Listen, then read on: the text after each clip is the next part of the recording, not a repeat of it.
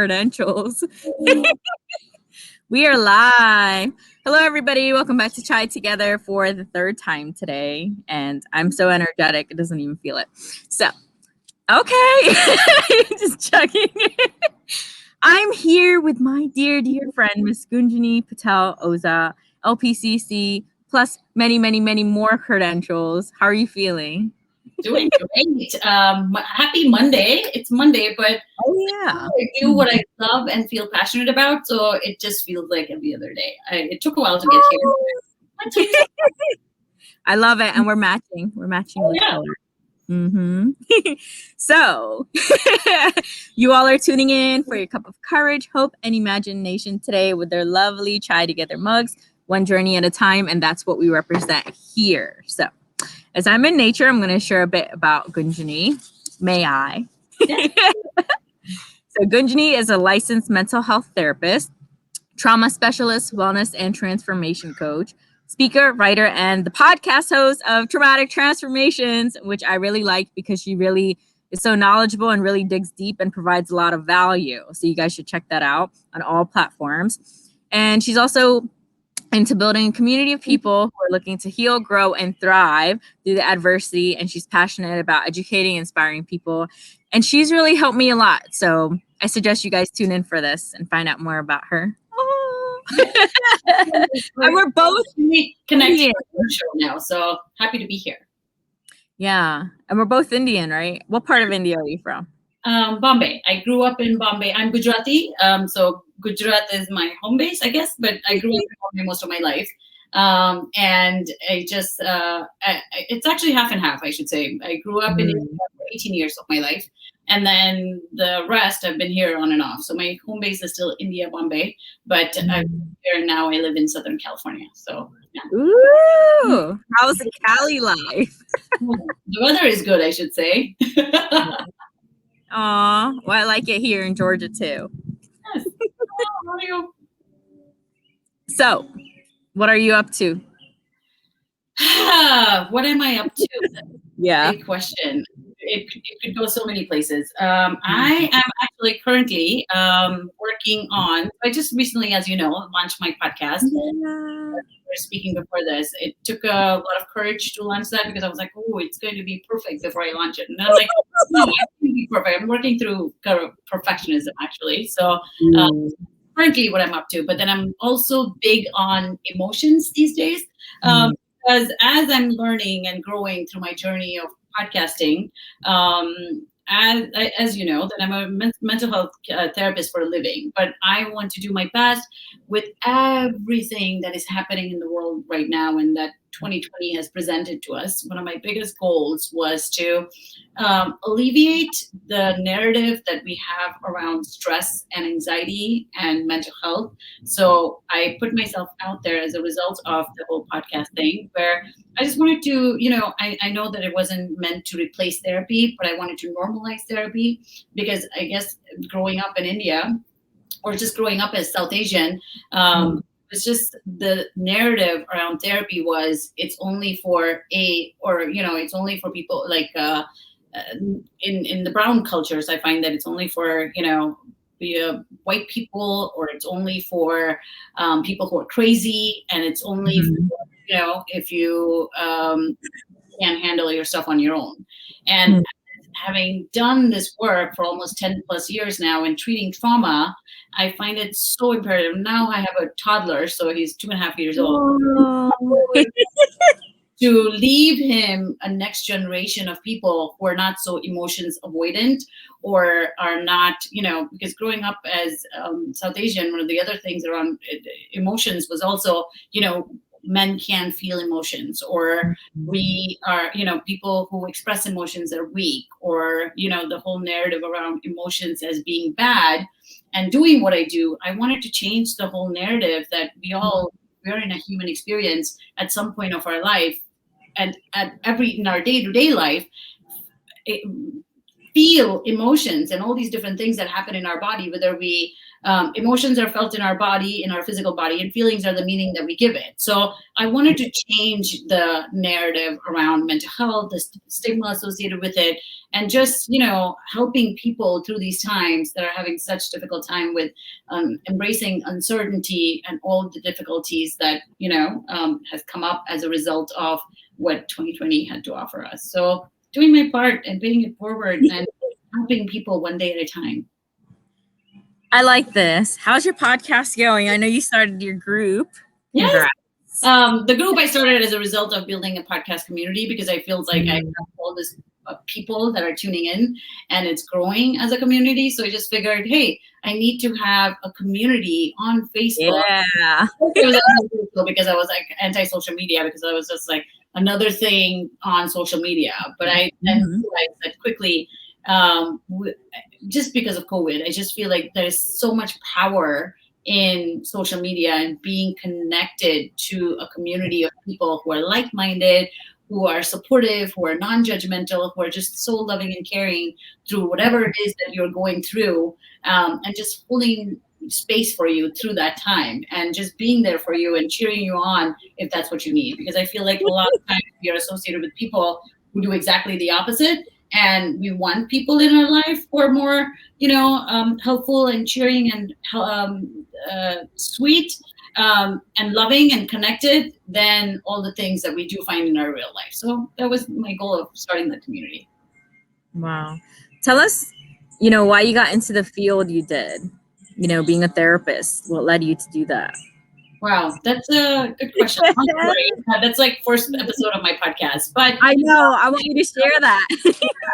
So I'll take that back. I'll start with all the way back, if that's okay. So my childhood, for the most part, was amazing, like till I was 10, 12 years old. Then I went to boarding school, and between the ages of 12 through 16, I was dealing with sexual trauma in my own life, and through sexual molestation and stuff. And growing up in India, it was so, at that age, just as an adolescent, it was difficult. And then there was all this stuff, like I didn't share that with anybody, because obviously that's what people do as a result of going through that experience.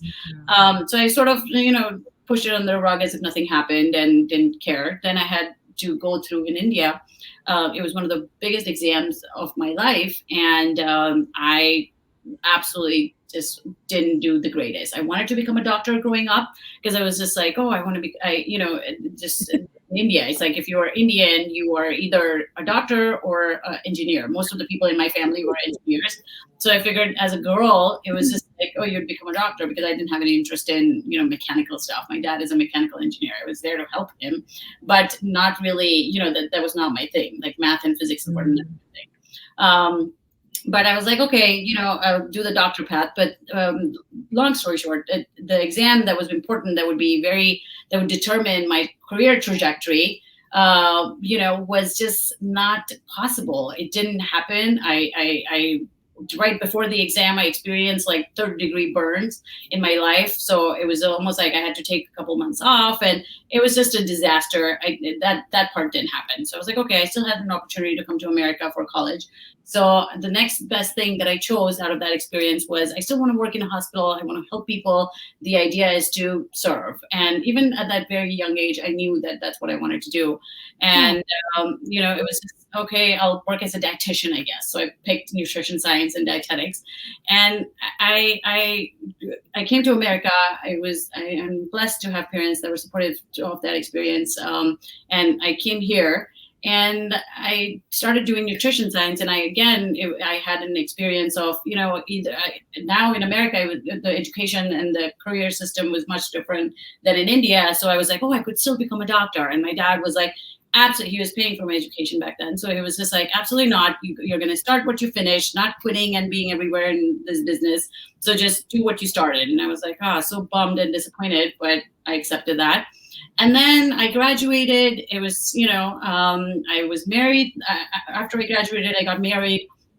Again, that ended up being another disaster. It didn't work out. And again, in the Indian culture, if you know that, divorce is like just a complete, and back then, now things are changing. The time something, it's much more different than even like, I want to say 15 years ago.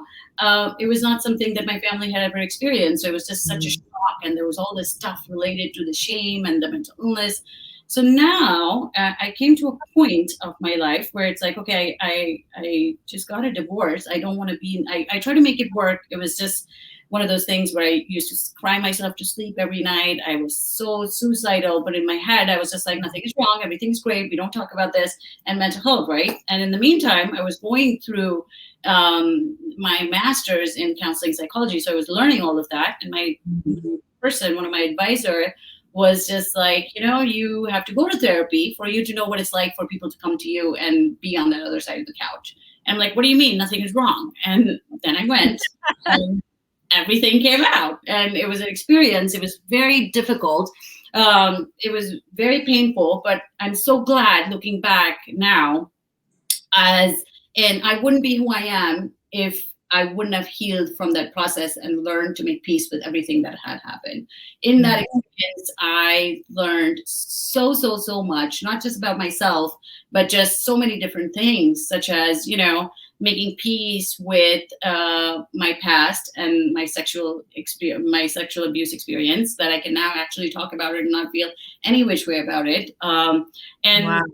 Can serve people in that way, so that, because 90% of my practice being a trauma therapist was that, thank you, being a trauma therapist was that it's so important that people work through that, deal with that, and get through it. Otherwise, what we don't heal just repeats. Those patterns just keep coming up over and over. So I really consider myself a cycle breaker, because I'm just, I had to work through a lot of that. And as a result of that, I learned from it, I grew from it, and I truly believe that my soul evolved from it to look at things and help. And now I'm paying it forward, obviously doing what I do, because 90% of my practice is dealing with sexual trauma, because it's so hard. So people go through it and, deal with it and work. And we don't address that as a society, because we're grown with, oh, nothing is wrong, forget it, it was your fault, or shaming around that. And if somebody can just hold space for you through that time, or help you work through it, and you work, and there's obviously trauma therapists, so there's trauma informed therapists, and then there are trauma specialists and trained in trauma. And I do there's a treatment modality called EMDR that I do, and now I'm currently working to become a breathwork facilitator, which is also, like, everybody talks about breathwork and how important it is and stuff, but I'm truly in a place where I want to help people work through emotions and not escape emotions, because I was taught that, you don't feel emotions. Emotions are only if you're weak. As a woman, women cry. And the matter of the fact is that we all feel emotions. If we don't work through them, they exacerbate, they reset, they repeat, they get worse over time. And as a society, this is where we're at. So why not learn to deal with that discomfort, or go to people who are professionals or who have worked through it for themselves and are able to help and make an impact in your life, so that you can come from a place of healing, come from a place of forgiveness, and, pay it forward to your children and next generation of people that we're raising. Because sometimes it's not that our parents mean to F us up, but they haven't healed from their trauma.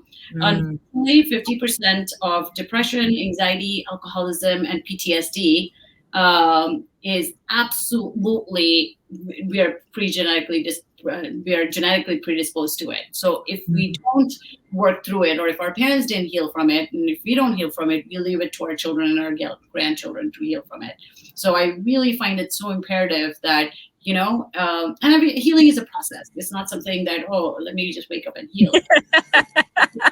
You heal when you're ready to. Like, I had dealt with all of this stuff, and I was just like, nothing is wrong, everything is great.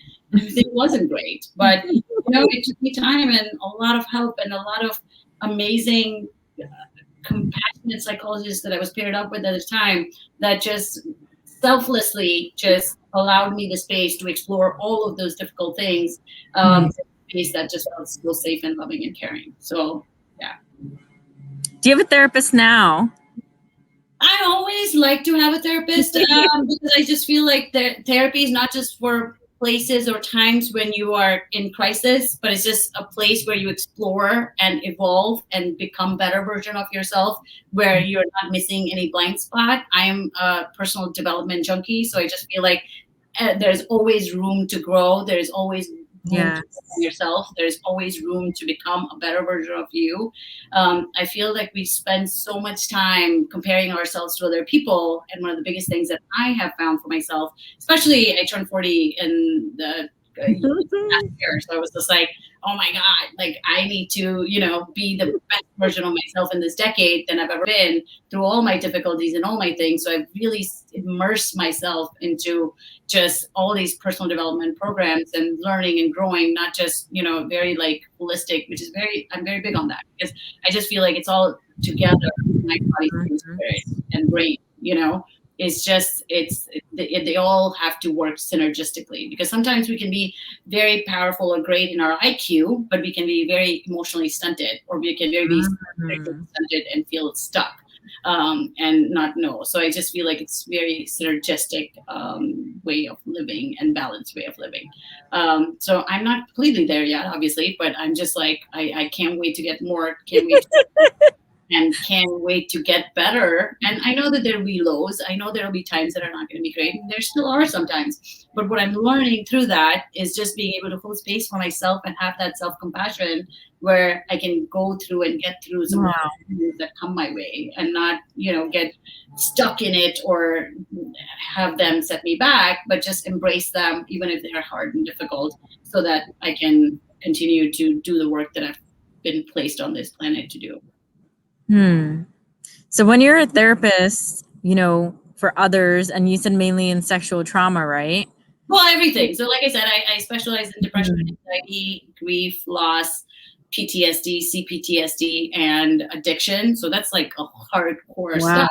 But because in my early career days, when I first started, I didn't have good boundaries. I didn't have good spiritual boundaries. So I used to take everything in, and I would feel so exhausted and drained at the end of the day. And then I was there, I felt burned out, and I was like, I don't think I can keep doing this for the rest of my life. And burnout is a real thing. You feel so emotionally exhausted. You can't think, you don't feel motivated because you take on everyone's stuff, and then you don't have the proper skills or tool sets to learn and get through it. And they don't teach you that in school. So I had to learn that the hard way. But now I know that I have proper boundaries and good skills and tools in my toolbox, so that I can be there for others and completely hold their hands through and be compassionate through that times. But I don't have to work is still work at the end of the day, and I'm able to shut myself back to be able to maintain and preserve my sanctity. So what did you do there to separate the two? It was a process. It's not that I did that. I needed to heal from some of the things that I had taken on as a result of my earlier career work. Like I just, I had to allow myself just some time, because like you, I'm very like an overachiever, go, and sometimes it backfires. So I just feel like, or you just need to step back and just be and not do anything. So I learned all this energetic work where I would just, I had to I'm big into meditation. I journal a lot. I do a lot of breath work. I do, I am now in a place where I can set proper boundaries for myself and say, you know what, even if it's one more client and I have to help you, but if I'm not full and filled, I cannot pour from an empty bucket, and I have to, set proper boundaries so that I'm not giving and don't have anything in my reservoir as I'm giving. So I need to be full of healing and full of love every day, and make that conscious effort and work with other therapists and mentors and coaches, so that, I'm in a good place where I can serve others and come from a filled place as opposed to come from a place of lack, because that is what I was doing earlier. But again, I say this now in 30 seconds, but that took years to learn. It took a lot of time, a lot of trial and error, a lot of how do I set boundaries? What do I know? What do I tell? I was a huge people pleaser. So I was just, everybody first. And growing up as South Asian, I guess it was just, you always have to, and maybe it was just my values as I was growing up. have to help other people, you respect your elders, no matter what. You just go out there and go above and beyond for everybody else. And care of yourself, and self-care is selfish. And now I'm like, no, self-care is not selfish. If you're pouring from an empty bucket, one day you will end up anxious. You will end up, stressed. You will end up depressed. All of these things, because like I was telling you earlier, that we are genetically predisposed to those things. So if we're not taught these skills as a part, like, so it's like 50% genetic predisposition, 40% of your parenting, what your teachers tell you, what environment, what culture you grew up in, and all these different things, and then 10% are environmental factors. So if you are not taught the skills, but then you have all these things coming at you, then of course you're going to experience burnout, anxiety, depression, all these different things. Not all mental illness, but at least the ones that I specialize in, I can speak for. So, it's so imperative that we learn to set proper boundaries. We learn to care about ourselves. We learn to release those difficult, hard, discomforting emotions instead of escaping them or bottling them up or pushing them down or, going to retail therapy or sex, food. Yeah. Right? Because that's what we essentially do. We escape our emotions because we don't want to feel them. If we don't feel them, we reset them, make them stronger because they're trying to get our attention. And, they're trying to help us learn, evolve, get better. What's your personal life like as a therapist? Do you feel that you're always a therapist? Like as a personality type? Is that a thing? It's a fun one. I think I've become like that where, and it's not even, like, let's say hypothetically, if I were to give up being a therapist at this point or give up my private practice, I think I've just become like that as a person, where I value compassion, where I value not being okay with seeing someone else hurting. But I value that anxiety and stress are not the norm, but joy and bliss are, because I am in that place where I sense it, feel it, live it. And I don't want to go back to that place of just deep darkness and the things that I've learned and become as a result of. So even if I didn't serve people in terms of therapy one-to-one, I'm in the process of developing a program where I want to teach people emotional intelligence so that we don't grow up with you're weak. You feel your feels and get through it. Build the whole space for you so that you can show up completely present for your family and for your children and teach them that it's okay to be messy. Life is messy sometimes, and that's okay. It's not going to be, because there's a whole concept of toxic positivity where, oh no, don't feel, it'll be great. The things are going to be working out. No, sometimes things don't work out, and that's okay. That's okay to just have someone who is non-judgmental, who is just there. Like, I'm not your therapist, but I'm your friend. Sometimes you give me a shout and I'm just like, you can talk. I'm here to listen on the other side, So even if I wasn't a therapist, that's just who I've become as a person. That's just who I want to be, and it feels in alignment with my soul. Oh. Did you know we have two souls? I discovered from Sadhguru, one on the bottom of each foot.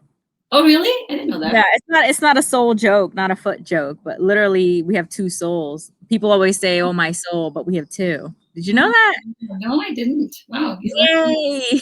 You're always learning something from me. Yes. And I'm learning from you. That's what friendship is about, people. Absolutely. Wow, so interesting. Are you someone who overanalyzes, like as a therapist?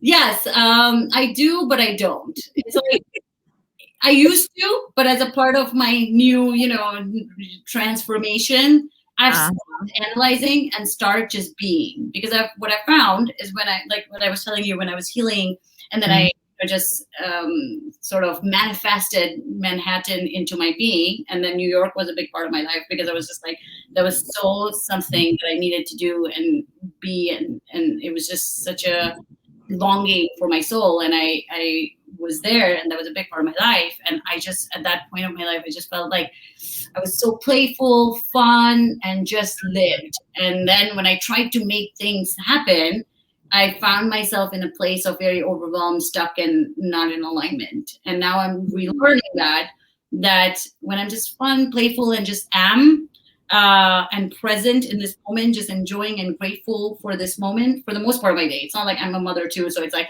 I just posted a thing on one of my groups, like I wake up every day wanting to be an amazing parent, and then there's T-Rex thing where an hour later you're just like ha ha ha, spitting out all this fire, right? So I know that, and I live the messiness and I live the hard things, but I'm learning more and more to be more mindful, to be more present, to be more in the moment, and just be instead of wanting all the time and working. And Wow. it's a balance, but I'm learning to find that balance for myself. Tell us more about your podcast, Dramatic Transformations. So Yeah.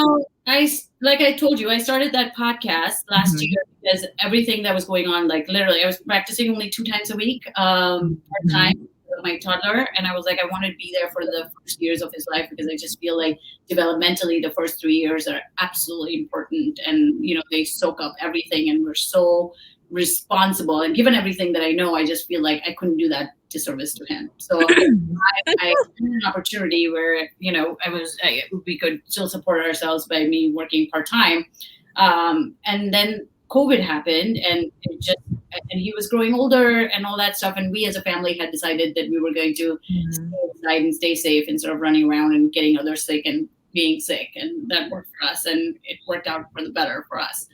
So while we were doing that, my practice grew as a result of that, because there was just so much chaos and stress and anxiety as a result of everything that was happening with the pandemic. And like I was telling you, that we as a society are not given tools. Like I wish emotional wellness and emotional agility and emotional intelligence were taught in schools, so that we would know what to deal with the emotions that are hard, and we can work through them and process them and learn mindfulness skills through them.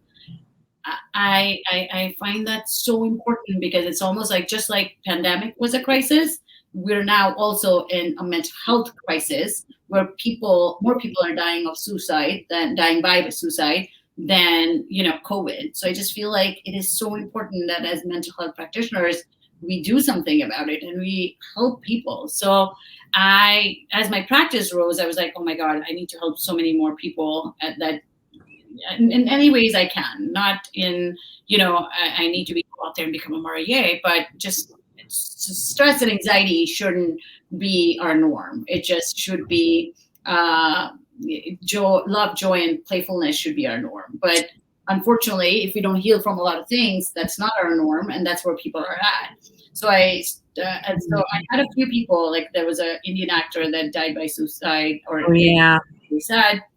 Then a friend of mine, she passed away. She died by suicide due to postpartum depression. And that was just the tip of the iceberg for me, because she was only 30. And when I read her story, and, I knew her through people, but I didn't know her. And the people that I knew were close to me. And I was just like doing everything that I do. My soul just yearned to go out there and speak up, because I had so much to say. And thus I launched this podcast, and it was season 1. And it was just one of those things where I just wanted to go out there and provide. My podcast was not to replace therapy, but it was to provide tools and to provide people with hope and inspiration that they so needed through these times, and learn through. So it was meant to provide hope and peace and purpose for all those people who are struggling, because I truly believe that the work that we do outside of therapy is just as important than the work that we do in therapy. And I know that because of the stigma, because of finances, because of locations, like now I have people listening from all over the world, and I'm just like, when I started it, I was in a place, like I was crawling through my little hole of postpartum depression. And I was so, because I had a kid, then I moved to California. I lost a lot of my friends from Florida, because I moved from Florida. I had we got married. My mother-in-law, who is in a wheelchair, so she has multiple sclerosis, we brought her from Tanzania. Then we had a kid next year. And then it was just so much happening that I didn't get a chance. Like I was living, but like most people, I was living. My husband is from Tanzania. So that country, and oh my God, I'm blown away. Oh, I love that part of the world. So I was just living autopilot, and everything was on autopilot. And I'm just like, wait, no, this can't be right. This can't be my norm. This is not what feels right. So I had to go out there and just do all this work again, because I was just like, I need to be myself, be in alignment with who I am now and where I'm going, and at least have some sort of a plan. Not a rigid plan, but I need to figure out who I want to do and what I'm placed on this, what is a bigger reason why I'm here and what I'm placed on this planet for. So as I was doing all that work, I was like, I just need to, Tanzania, East Africa. So as I was doing all this work, I was just like, you know what? I launched my podcast because I was going through my own imposter syndrome. I'm like, what do I have to say that people are going to want to hear? Just where I'm at in the I was past talking to you about that, yeah. And I was just like, maybe I do have things to say. I do have a lot to say. Worst thing that can happen is nobody will listen. Well, in 5 months, I have like 3,000 plus episodes. So I'm just wow. And yeah. I was on your podcast too. Yeah. Yeah. So not knowing anything about podcasts, I knew about it because in college I was a podcast administrator. It just came so full circle that I didn't know that podcast was still a thing. I mean, apparently it's yeah. So Clubhouse doesn't take over. Yeah. Yes. So I'm just like, wow, okay, maybe, we'll do that. So I started putting myself back out there, and I'm just so happy to see those small wins. But when I started, I wanted to interview guests and then do I used to do twice a week. Lately it has been, I'm still trying to figure out where I want to go with this. But I was like, I just need to start and get it out there and provide people with some hope, some inspiration and most of the people on my guests you were one of my guests like just last week.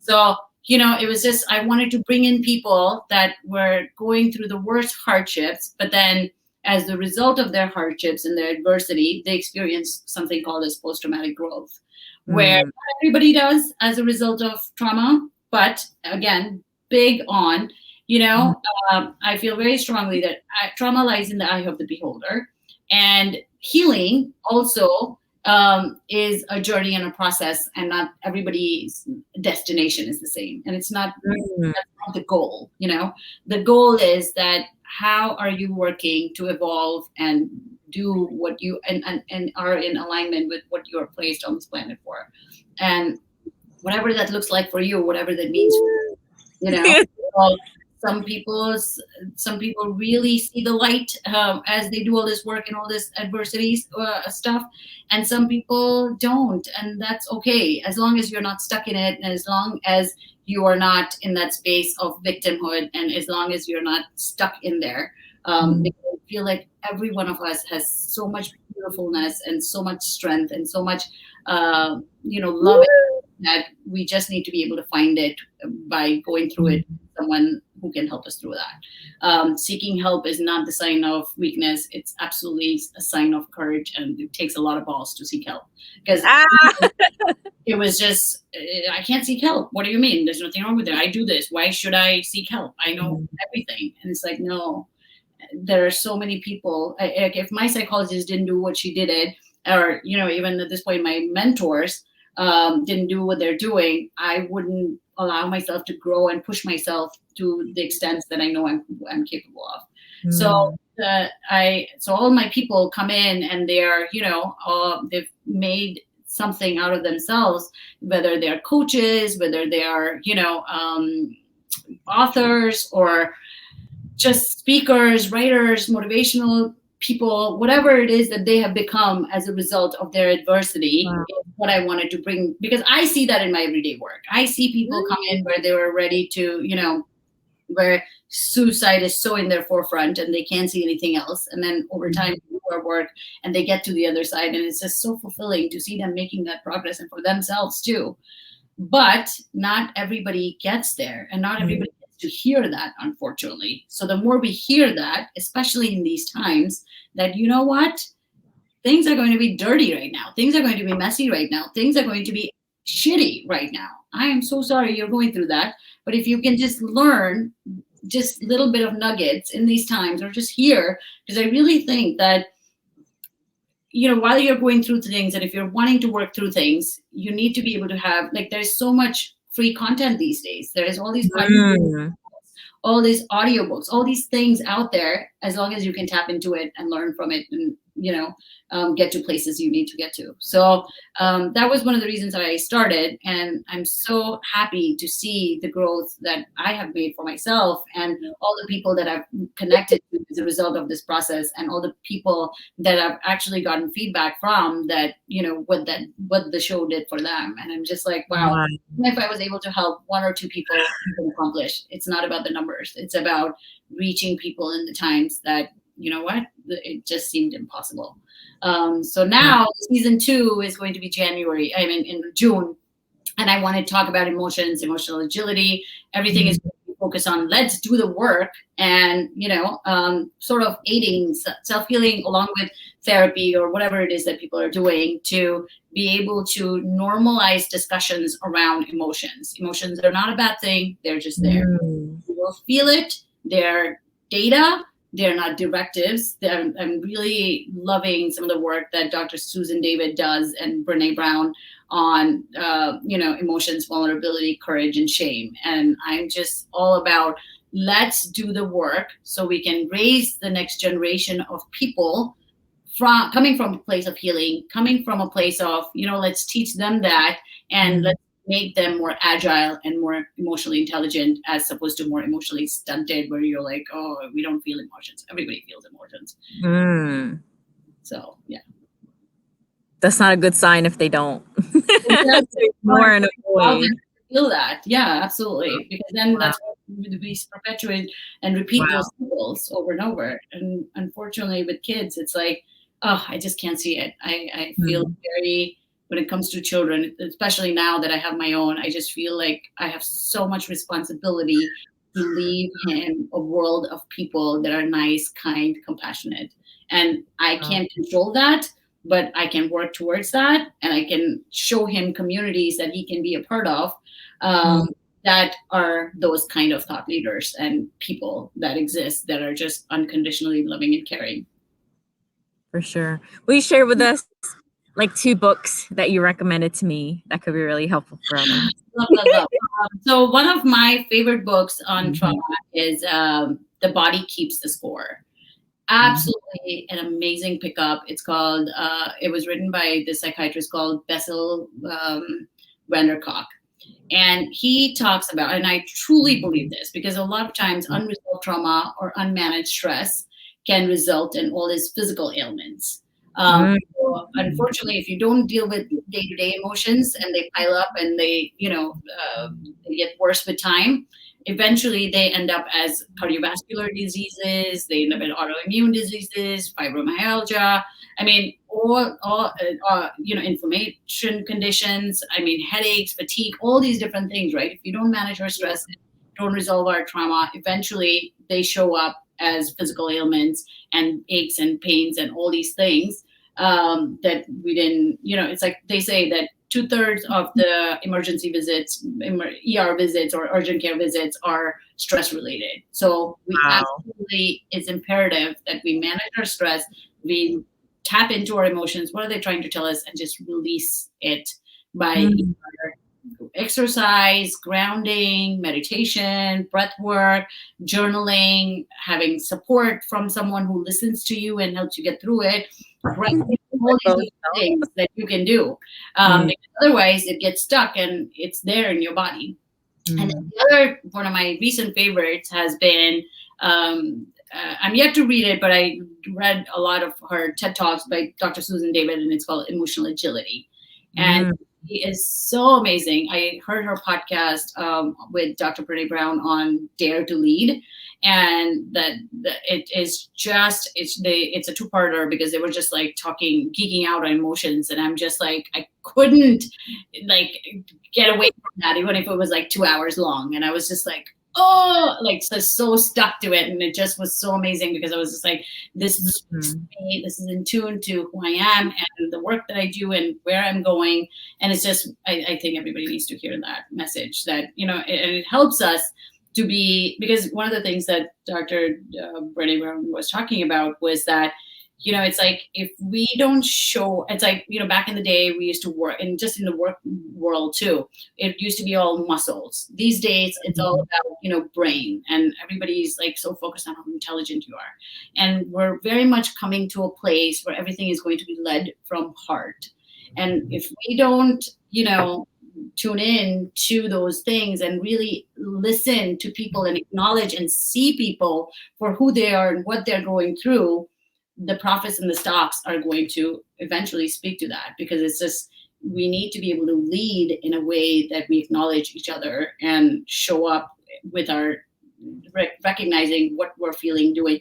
And of course there's a time and place for it, but recognizing what is going on within us and the teams that we're associated with, so that we can grow together, and together we can create so much bigger impact and change. So great. I'm waiting for your TED Talk. I can't wait. That's on my next list of I know. I told you I can connect you with people who can, have you. I'm still work in progress. So you're not going to be on my radar. I know where you live. So yes. But no perfectionism, like you said. You know so much already. You've shared so much with us already today. Thank you. This is great. And you hold space for me, so thank you. Oh, anytime, my friend. This is so awesome. I just feel like if we only did that unconditionally, the universe sees it, the universe speaks to it, and then it's just I've finally come to a place in my life where I truly believe in abundant living. The more we give, the 1,000 times it multiplies. And I don't give so that it multiplies, but I give, and then like, oh wow, this is great. This is crazy. So why not? Thank you so much for being on Try Together. I absolutely am so glad to be here, to be connected to you, and to all the people that are listening, sending you so much love and light, and so appreciate you being here and listening. Thank you.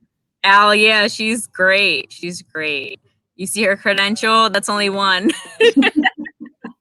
It's not about the credentials. I'm just like, like I was telling you earlier, I'm all about the personal development junkie. And I stop. There are times where I have stopped, where I'm like, okay, wait, Usa, what is this trying to teach me? I'm like off my kilt. And then when I come back, I roar. I have acknowledged that my failures have taught me, because first I was like, I grew up in such a overachieving perfectionist environment, like always had to be perfect. And now that I didn't take failure well. And when I did fail a few times, I was just like, wow, why? And let me change my beliefs around that. With failure comes success. With failure comes an ability to get better. With failure comes, at least I tried, and then I failed at it. So what? There'll be other things that I learned from it. So. And so, like, since you said that, like, before you go, that's still something you're working on then. The perfectionism is from the environment. And you're going to be 40, right? Yeah. I'm 41 now. Wow. You look pretty. You look great. Yeah. I that too I work on. Really? Well, where, you know what, I know that aging is inevitable, death is inevitable, mortality is inevitable. But how we get from this point to that point is completely in our control. And the food we intake, the people we surround ourselves with, the content we intake in our life, absolutely, there's so much out there. It's just that we have to tap into that. And when we tap into that, we can better ourselves every day, just 1% better than what we were yesterday. And that is inevitable, that when you live with those beliefs, I think it's absolutely by design, because that's something we can control, design, and have control over. We can't control their people. We can't control how they're going to react. We can't control what they're going to act like, but we can control our part and do our part and show up as our best self. Yes. And there's also a meditation app called 1% Happier, or 10% Happier, right? Dan Harris. That also is an amazing book. So yeah, I like his stuff. I have used a couple of his quotes on my website. Yeah. He has a book? Oh, yeah. I'll check it out. The book is called 10% Happier. Yeah. Wow. Thank you. Absolutely. Have a great evening. Connected. Yeah. Oh, wait, tell people where they can find you, your website and all. Oh, so it's pretty easy. All my information is at G Patel Counseling, GPATEL counseling.com. That's my website. My Insta handle is at G Patel Counseling. My podcast is called Traumatic Transformations with an S. You can find it on all platforms, like everything: Apple, Spotify, Amazon, Google Podcasts, Ghana, even for Indian people. I mean, anything. Wow, I love it. Yeah. I'm soon planning to be on YouTube, but not there yet. One step at a time. I'm everywhere. My ADs. That's okay. You can just link everything. Yeah.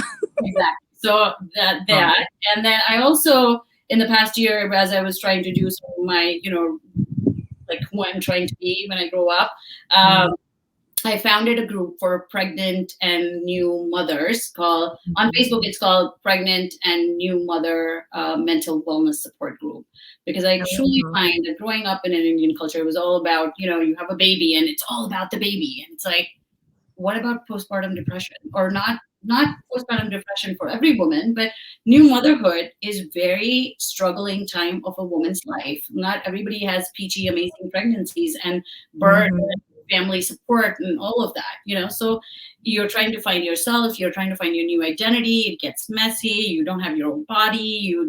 There's a kid now that you're responsible for 24/7 that you didn't think that you could just pick up and leave. I mean, all these changes. So I wanted to, because I found anything and everything out there for mental health. I mean, for like baby seats and car seats and breastfeeding and formulas.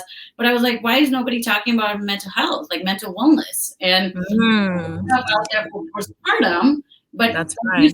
Mental health is not mental illness. And, not everybody is clinically depressed all the time, but they're still struggling and they need support. They need help. So I wanted to do that on Facebook, and then we have like a pregnant_mom_tribe on Instagram. So all the women who are about to birth or have toddlers and know that, life is messy and hard and difficult some days, and some days is beautiful and amazing, and some days are like that. So head on over and join our tribe. We would love for you to be there. Thank you.